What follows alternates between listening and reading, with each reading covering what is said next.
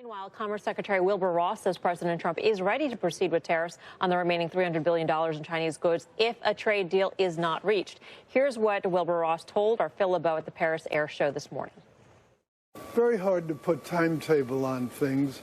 I think that we will eventually probably make a deal. But if we don't, the president is perfectly happy with continuing the tariff movements that we've already announced, as well as imposing the new ones that he has temporarily suspended. Secretary Ross downplayed the prospect of a deal being reached at the G20 meeting in Japan later this month. Let's bring in Stefanie Miller, co-founder of Sandhill Strategy, a newly formed research and consulting firm based in D.C. Stefanie, great to have you here on set.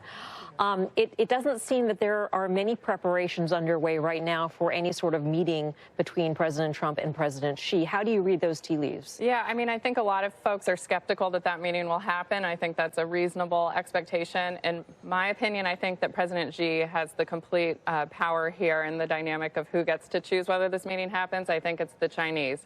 I don't think there's a lot that is compelling them to the table. I think that President Trump is really emboldened to continue pushing forward aggressively with tariffs, and in that environment, I'm not really sure that President Xi wants to sit down with him. Are these hearings that are going to last about 7 days, which just happens to coincide with G20 in Japan?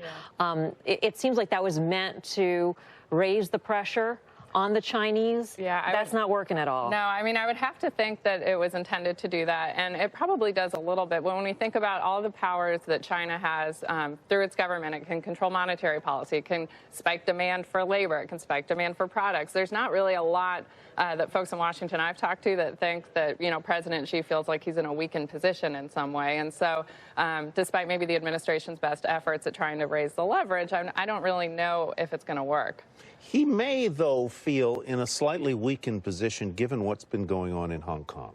Would you agree to that? Yeah, absolutely. That is quite a level of unrest, right? And so my thought process is, how, if at all, does that play into his resoluteness or his willingness to meet with the president, where he really probably now more than ever can't afford to seem to be caving?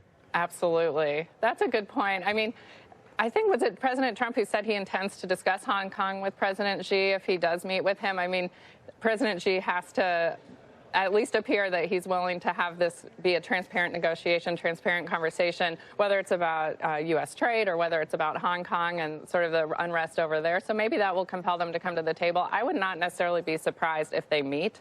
I certainly don't think they'll reach some sort of agreement at the meeting. Yeah.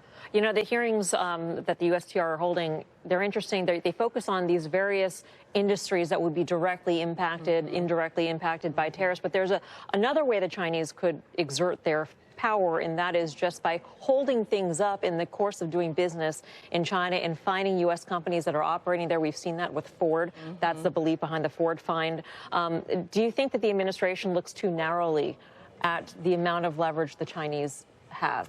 Yeah, I do think that the administration feels probably more confident than they should, but I also think, how else are they going to feel? And in this country, most Americans really do not like how China has behaved on an international level. So the president and the administration are given a tremendous amount of latitude to try to be tough. And so what are they supposed to do? Just back down? It's not in President Trump's psyche. It's certainly not in America's psyche. And so it makes a lot of sense what they've done. And it works with his base, as you point out. It sure does. And even a lot of moderates. Yeah. Yes. Yeah. Just quickly, the odds of the final tariffs going into effect, in your view, are? I would say probably plus 50, probably not high conviction, but more than likely in my view. Stefanie, great to have you. Thank you so much. Stefanie Miller.